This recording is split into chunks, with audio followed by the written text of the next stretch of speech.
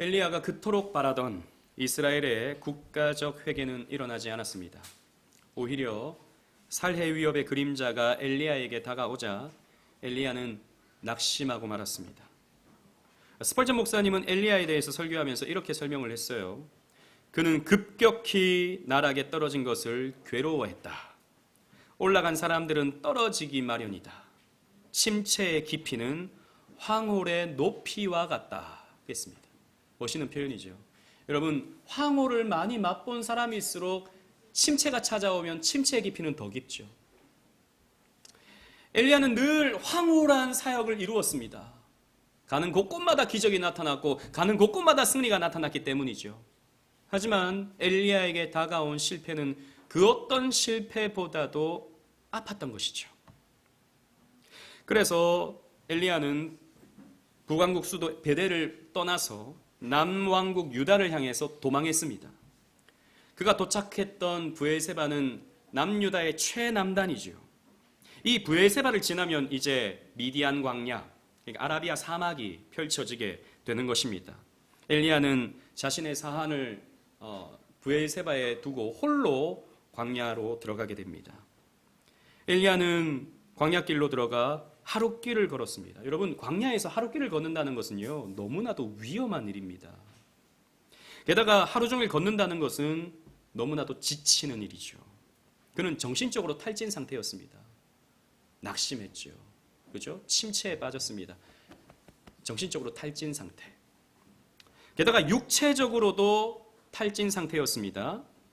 갈멜산부터 그렇게 850대 1로 싸워서 그 850명의 바알 선지자들을 다 처단하지 않습니까? 지칠 대로 지친 것이죠. 게다가 비가 내리기를 쉬지 않고 기도합니다. 또 비가 내리니까 너무 기분이 좋아서 이제 이스라엘의 국가적 회심이 일어날 것을 기대하면서 아합의 마차보다 더 빨리 달려서 베델로 갔습니다. 그런데 이스라엘은 회개하지 않았죠. 오히려 살해 위협이 엘리야에게 찾아왔습니다. 그래서 도망했죠. 저 남쪽 브엘세바까지 걸어갔습니다. 정신적으로 탈진 상태, 이제 육체적으로도 탈진 상태에 빠져버렸던 것이죠. 그래서 엘리야는 로뎀나무에 이제 누워서, 로뎀나무 그늘 아래에 누워서 쉬었습니다. 여러분, 로뎀나무는 이름이 이쁘잖아요. 로뎀. 그래서 교회들마다 카페하는 교회들 많은데 카페하는 교회들의 한 30%는 다 로뎀나무 카페예요. 좀 쉬는 곳이다 라고 하는 그런 의미죠. 그런데 그건 아름다운 나무가 아니에요. 이 광야 식물이기 때문에 이파리가 없습니다. 여러분, 그 빗자루 쌀이대 나무 있잖아요.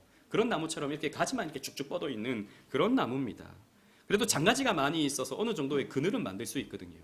그러니까 상반신 정도를 가릴 수 있는 그늘을 의지해서 엘리야가 누워서 쉬었던 것이죠. 그러면서 죽기를 구합니다. 하나님, 전 할 거 다 했습니다. 더 이상 할 일도 없습니다. 하나님, 이제 내 생명을 거두시옵소서 라고 엘리야가 말하면서 눈물을 흘렸을 것입니다. 성경에 눈물을 흘렸다는 표현은 없지만 상황적으로 보면 그랬을 것이죠. 여러분, 엘리야가 얼마나 또 자책했겠습니까? 내가 하나님께 사명 감당하겠다고 여기까지 왔는데 내가 이렇게 실패했구나.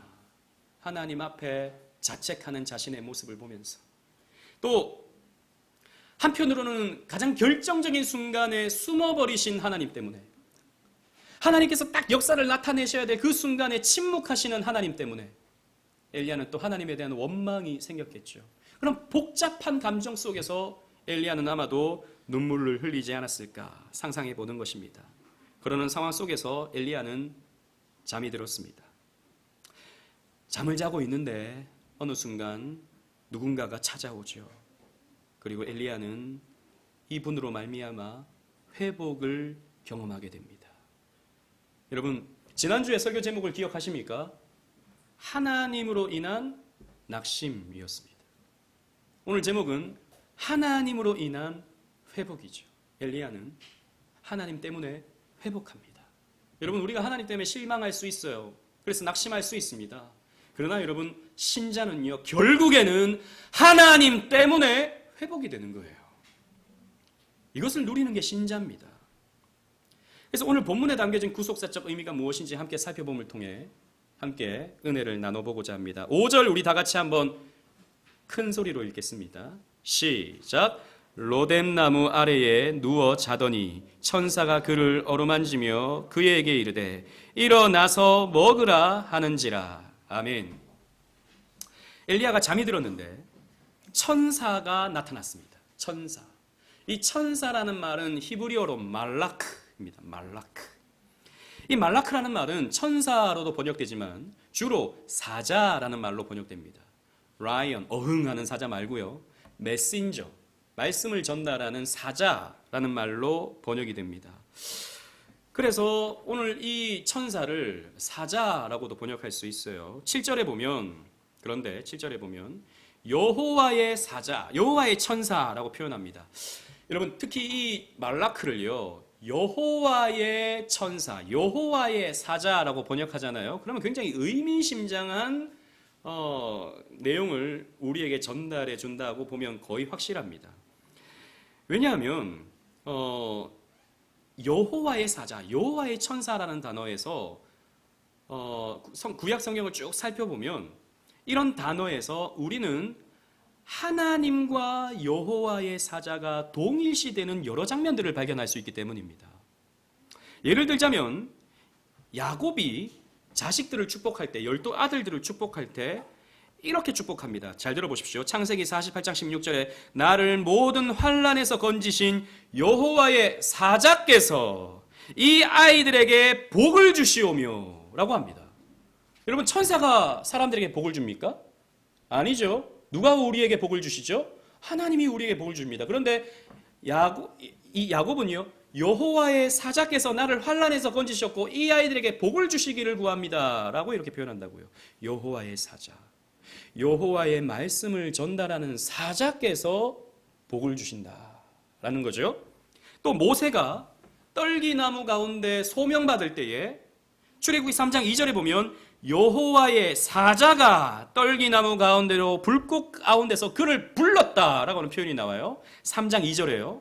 그런데 3장 4절에 한 절만 건너뛰면 뭐라고 말하냐면 여호와께서 그가 보려고 돌이켜 오는 것을 보신지라 라고 하고 있습니다.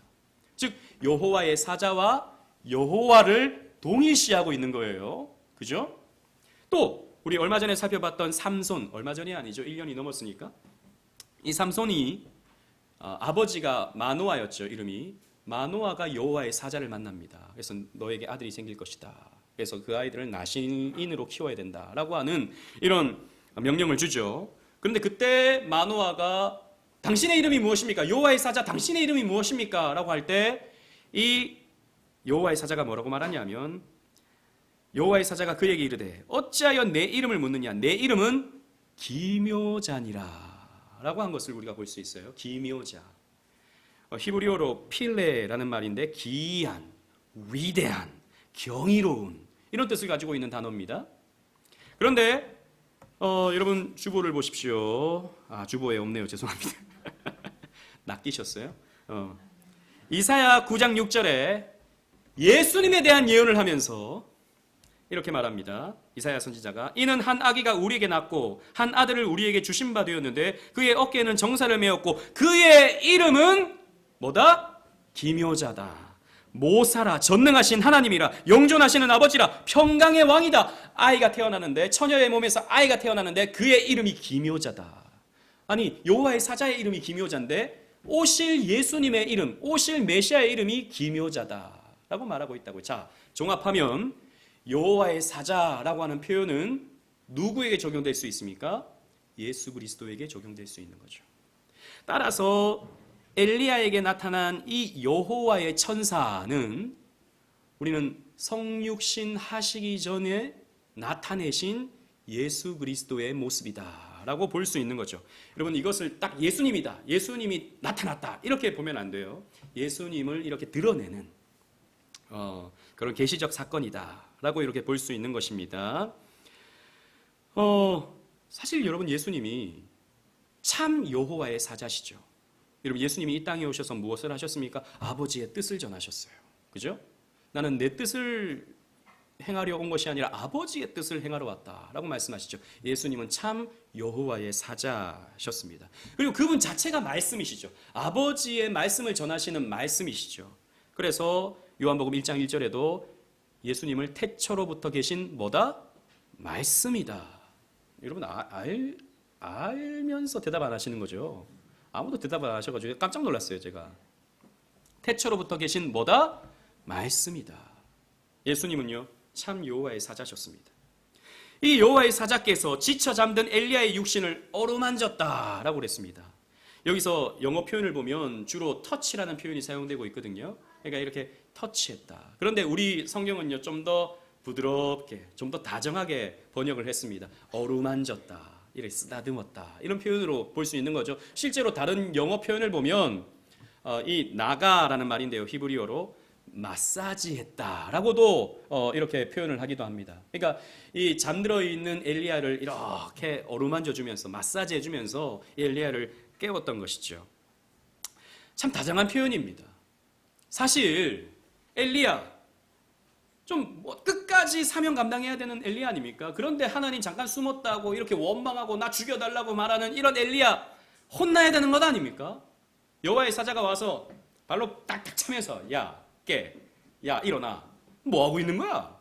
너 정신 못 차리는구나. 이렇게 할 수 있잖아요. 그렇게 하지 않고 부드럽게 어루만져 주는 거예요. 그러면서 그 하나님의 사랑을 이렇게 전해주는 겁니다. 이런 장면을 우리는 복음서에서도 많이 발견할 수 있는데요. 변화산에서, 여러분 변화산에서 예수님이 빛 가운데 변화됩니다. 그죠? 그래서 그 어떤 빛도 이렇게 뿜어져 나오는 그런 모습을 예수님께서 보여주십니다. 그때 제자들은요, 경이롭기도 했지만 그 상황이 너무 무서웠어요. 그래서 고개를 다 숙이고 있었습니다. 그때 여러분 마태복음 17장 7절, 이번에는 주보에 있습니다. 다 같이 한번 읽어보겠습니다. 시작. 예수께서 나와 그들에게 손을 대시며 이르시되 일어나라, 두려워하지 말라. 여기 손을 대시며 부드럽게 어루만지시면서 괜찮아, 눈을 들어, 두려워하지 마 라고 예수님께서 제자들을 어루만지시는 것을 우리는 볼 수 있죠. 그리고 여호와의 사자는 이렇게 엘리야를 깨우며 광야의 식사 자리로 초청을 했습니다. 여러분 6절 7절 말씀 본문 다 같이 한번 읽도록 하겠습니다. 제가 6절을 읽고 7절 다 같이 읽겠습니다. 본즉 머리맡에 숯불에 구운 떡과 한 병 물이 있더라. 이에 먹고 마시고 다시 누웠더니 시작. 여호와의 천사가 또 다시 와서 어루만지며 이르되 일어나 먹으라, 내가 갈 길을 다 가지 못할까 하노라 하는지라. 아멘. 엘리야가 잠에서 깨어보니까 떡이 구워져 있어요. 숯불에 구워진 떡이 있어요. 그리고 한 병에 물이 있었습니다. 여러분 그냥 떡이 아니에요. 구워진 떡. 여러분 금방 구운 떡을 맛본 적이 있으십니까? 맛있어요. 행정센터 가는 길에 빵집이 있거든요. 거기 오전에 지나가면 빵 냄새가 너무 향기롭게 나요. 그러면 빵을 먹고 싶은 생각이 드는 겁니다. 빵집을 앞을 지나가면 이 빵 굽는 냄새가 사람을 참 유혹하거든요. 금방 구운 빵은요 훨씬 더 맛있습니다. 우리는 다 식은 빵 먹어가지고 별 맛을 못 느끼지만 정성스럽게 숯불에 구운 빵이 준비되어 있어요. 여긴 떡이라고 되어 있지만 사실 빵이죠. 금방 구운 빵. 육신이 지칠 대로 지쳤던 엘리야에게 이 빵은요 최고의 식사입니다.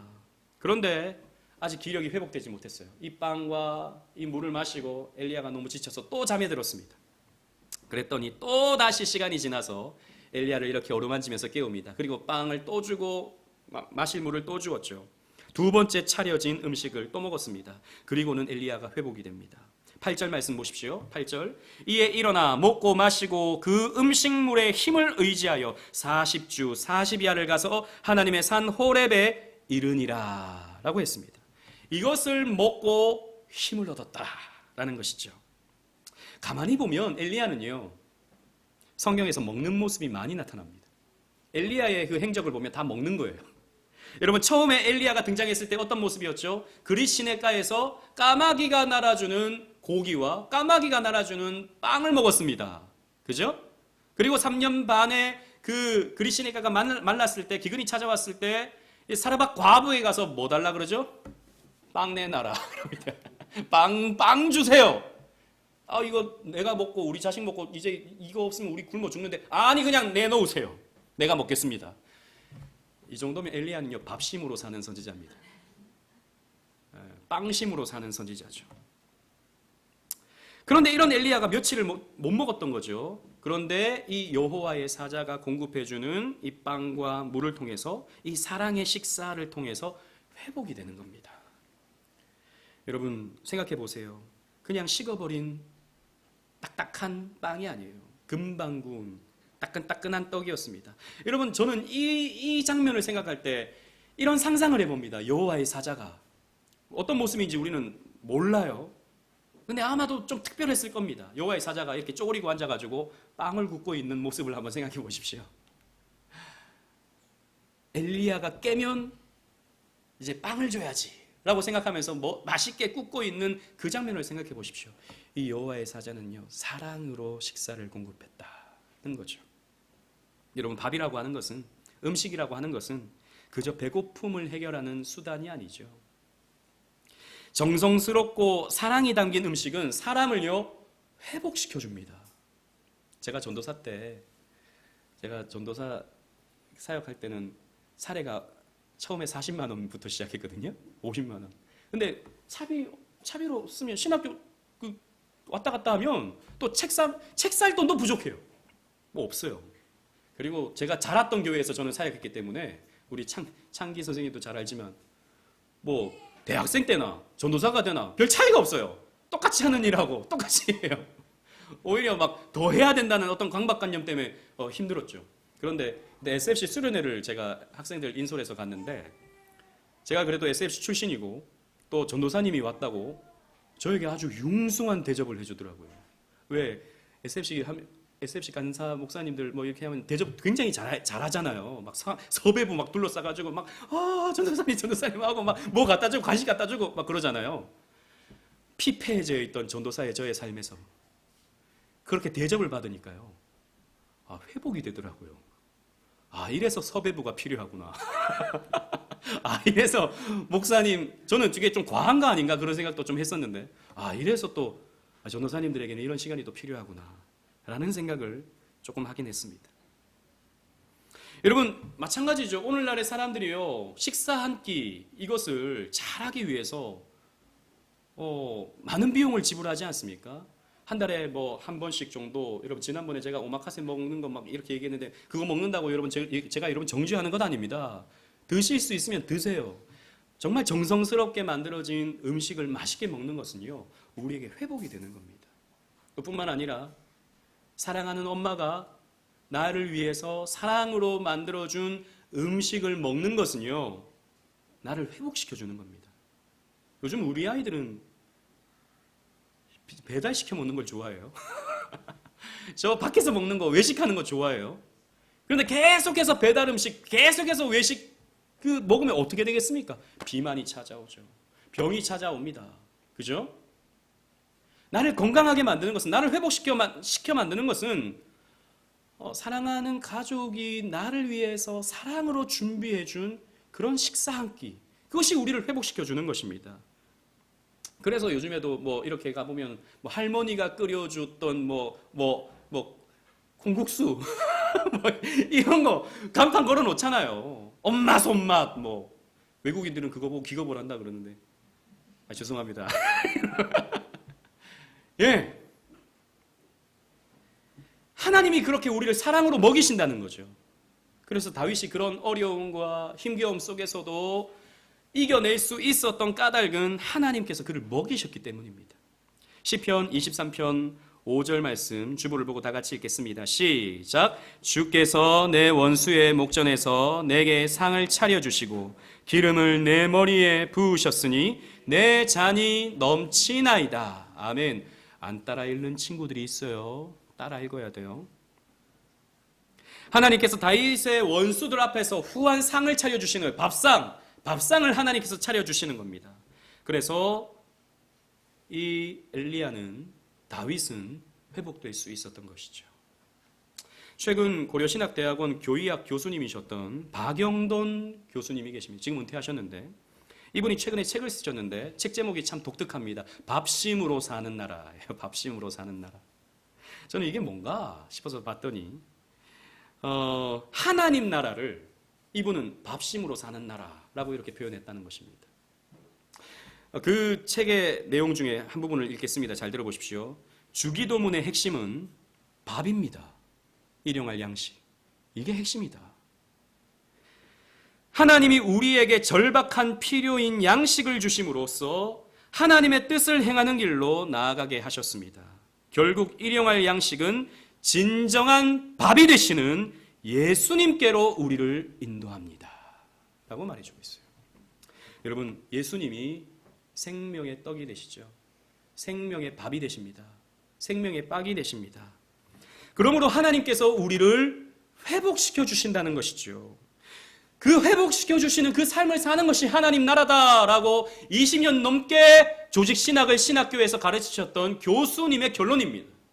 신앙생활이 뭐냐? 하나님이 공급해 주시는 양식으로 사는 것이다. 영적으로는 예수님이 주시는 그 양식, 육적으로는 하나님이 공급해 주시는 양식으로 사는 것이 하나님 나라를 사는 것이다 라고 박영돈 교수님은 설명을 하시는 겁니다. 이런 면에서 우리는 성찬의 의미를 우리는 또다시 생각해 볼 필요가 있습니다. 성찬이 무엇입니까? 성찬은 우리 주께서 여러분들의 양식이 되신다라고 하는 것을 우리들에게 가르쳐 주는 것이죠. 그래서 성찬이야말로 하나님께서 우리를 사랑으로 먹이시는 하나님이시다. 그것을 그냥 상징적으로 보여주는 것이 아니라 가시적으로 보여주고 체험적으로 실제적으로 느낄 수 있도록 채우시는 분이 바로 우리 하나님이시다라고 하는 것을 우리에게 가르쳐 주는 것입니다. 또 하나는 교회에서 밥을 먹는 것이 중요해요. 교회에서 밥을 먹는 것이 중요합니다. 오늘도 우리 이어전도에서 짜장밥을 지금 맛있게 준비하고 있는데 교회가 밥을 함께 먹는다고 하는 것은 함께 지어져 가고 함께 세워져 가는 공동체다라고 하는 그런 의미가 되는 거예요. 그래서 식구가 되는 거죠. 식구가 무엇입니까? 함께 밥 먹는 사람이 식구입니다. 우리는 한 교회 식구가 되는 것이죠. 초대교회는 주일 오전에 모여서 주일 저녁까지 함께 했습니다. 가정교회였죠. 한 3, 40명 모여서 딱 우리 교회 규모 정도로 모여서 예배를 드렸습니다. 그래서 항상 밥을 먹었어요. 그래서 고린도 전서인가요? 후서인가요? 먼저 사람이 와서 먼저 다 먹어가지고 밥이 없어가 문제가 생겨가서 교회에서 갈등이 일어나기도 했다고요. 밥 문제가 그만큼 중요합니다. 교회가 같이 밥을 먹을 때 교회가 힘이 생겨져요. 저 서양교회가 왜 힘이 없는가? 저는 함께 밥을 먹지 않아서 그렇다고 생각합니다. 주일 예배 마치면 다 그냥 집에 가버리니까. 좀 힘들긴 하죠. 밥하는 거 한 달에 한 번 하는 것도 좀 쉽지는 않죠. 그러나 여러분 그것이 우리를 회복시켜주는 겁니다. 교회를 교회되게 만드는 겁니다. 그래서 여호와의 사자는 엘리야에게 2번의 식사를 공급해주면서 7절 아까 읽었던 말씀 가운데 일어나 먹으라 내가 갈 길을 다 가지 못할까 하노라 라고 했습니다. 표준 세번역에 보면 일어나 먹어라 갈 길이 아직 많이 남았다 라고 이렇게 번역을 했어요. 즉 엘리야에게 남은 사명이 있다라고 하는 것을 가르쳐 주는 것입니다. 즉 엘리야의 최종 목적지는 이 광야가 아닙니다. 이세벨의 위협을 피하기 위해 도망오긴 했지만 그냥 피하기 위함이라면 그냥 광야에 있는 것도 괜찮죠. 하지만 엘리야의 목적지는 여기가 아니다라는 것입니다. 엘리야가 가야 할 곳이 있어요. 거기가 어디냐? 호렙산입니다. 우리 7절 8절에 보면 호렙산으로 나오죠. 여러분 호렙산은 신의 산의 다른 이름이에요. 신명기 5장 2절에 보면 우리 하나님 여호와께서 호렙산에서 우리와 언약을 세우셨나니 라고 되어 있어요. 즉 신의 산에서 이스라엘과 하나님은 언약을 맺습니다. 언약. 그러면 엘리야가 또 신의 산에 올라간다라고 하는 것은 어떤 의미가 됩니까? 그 언약을 갱신한다라고 하는 그런 의미가 있죠. 그래서 보세요. 산에 올랐던 첫 번째 언약의 대표 모세. 두 번째 언약의 산에 올랐던 언약의 대표 엘리야. 그래서 예수님께서 변화산에 오르셨을 때 예수님에게 나타났던 구약의 두 인물이 누구였습니까? 모세와 엘리야 두 사람이었습니다. 언약의 대표였다라는 것이죠. 그래서 엘리야는 호렙산으로 가서 언약을 갱신해야 됐던 것이죠. 그것을 우리는 또 어디에서 할 수 있냐? 40주 40야를 걸려서 호렙산에 도착하게 되는 거예요. 40일. 여러분 마찬가지입니다. 이스라엘 백성들이 광야에서 이렇게 이동하는 그 시간이 40일이었죠. 아무튼 이것은 시내산 언약을 기억나게 만드는 장면이었습니다. 즉 엘리야에게는 사명이 있었어요. 언약을 갱신해야 될, 이 무너진 언약을 깨어버린 이스라엘 백성들을 대신해서 홀로 시내산에 올라서 언약을 갱신해야 될 사명이 남았던 것이죠. 엘리야는 자기의 사명이 끝났다고 생각했습니다. 아, 나는 끝났어. 나는 이제 죽으면 죽고 싶어. 이렇게 생각을 했던 것입니다. 하지만 끝이 아니었어요. 엘리야는 언약 백성을 대표해서 언약을 갱신해야 될 사명이 남아있다라고 하는 것을 하나님께서 가르쳐 주시는 거예요. 여러분, 이것이 엘리야에게 힘을 낼 수 있는 어떤 기회가 되는 겁니다. 여러분, 우리는 지치면 쉬어야 된다고 생각합니다. 오늘날 우리는 이 풍요의 시대 속에서 조금 지치면 쉼이 필요하다라고 이렇게 말합니다. 예, 저도 거기에 동의합니다. 적절한 휴식은 우리에게 필요합니다. 하지만 여러분, 쉰다고 해결이 되지 않아요. 쉰다고 우리가 회복되지 않습니다. 우리가 지치는 것은요, 정말 중요한 겁니다. 우리가 지치는 것은 우리에게 목숨 걸 만한 사명이 없기 때문에 우리가 지쳐요. 그러니까 일을 너무 많이 해서 내게 쉼이 필요하다가 아니고요, 내게 목숨 걸 만한 사명이 무엇인지 다시 정립하기 위해서 우리는 쉬어야 되는 거예요. 여러분, 우리 옛 어른들은, 제 부모 세대들은 먹고 살기 위해서 부단히 노력하며 살았습니다. 쉬지 않고요. 요즘 어린이들, 우리는 토요일은 당연히 쉬는 날이라고 생각하지만 제가 학교 다닐 때만 하더라도, 제가 고등학교 때 이제 바뀌었거든요. 주 5일로. 그때까지 토요일은 학교 가는 날이었어요. 토요일 날 학교를 갔다고요. 표정이 별로 안 좋은데. 토요일 날 저는 학교를 갔다고요. 그럼 당연히 어른들은 토요일 날도 일하는 게 당연한 것이었어요. 그죠? 왜 그랬습니까? 안 그러면 먹고 살 수가 없었어요. 먹고 사는 게 그분들의 사명이었습니다. 그 쉬면요, 먹고 살 수가 없었어요. 그러니까 그냥 일하는 거예요. 쉰다고 생각도 못했죠. 휴가? 이런 것은 딴 나라 이야기였습니다. 근데 오늘날 우리는 이렇게 많이 쉬지만, 오늘날 이렇게 많은 휴가를 갔지만 여전히 힘들어요. 왠 줄 아십니까? 목숨 걸 만한 사명이 없어요. 그냥 밥 먹고 사는 게 사명이라고 생각해요. 그냥 적당히 돈 버는 게 사명이라고 생각해요. 적당히 교회 다니는 게 사명이라고 생각하죠. 아닙니다. 하나님은 저와 여러분들을 적당히 밥 먹고 적당히 교회 다니는 그런 사람으로 소명하지 않았어요. 하나님 나라를 세우기 위해서 저와 여러분들을 부르셨다라는 것입니다. 우리에게 붙들 사명이 있잖아요. 그럼 우리에게 힘이 납니다. 조지 휘필드는 이렇게 말했습니다. 정말 조지 휘필드는 쉬지 않고 복음을 전했어요. 미국과 영국을 왔다 갔다 하면서 기회가 있을 때마다 사람 모아놓고 전도하고 설교하고 복음을 가르쳤습니다. 그런데 휘필드는 이렇게 말했습니다. 나는 낡아 사라지기보다 나는 닳아 사라지기를 바란다. 나이 늙어서 이렇게 낡아서 죽기보다 나는 열심히 일하다가 닳아서 죽기를 원한다 라고 말했어요. 바울도 이렇게 고백하죠. 사도행전 20장 24절에 내가 달려갈 길과 주 예수께 받은 사명 곧 하나님의 은혜의 복음을 증언하는 일을 마치려 하면은 나의 생명조차 조금도 귀한 것으로 여기지 아니하노라 라고 했습니다. 여러분들이 목숨 걸 만한 사명이 무엇입니까? 여러분들은 무엇을 위해서 돈을 벌고 무엇을 위해서 밥을 먹고 무엇을 위해서 휴가를 갔나요? 요즘 사람들이 좋아하는 인스타그램에 나오는, 유튜브에 나오는 그런 브이로그를 보면서, 인스타그램의 사진들을 보면서 내가 이렇게 한번 살아보는 게 내 사명이다라고 생각하십니까? 아니죠. 그건 세속적인 삶입니다.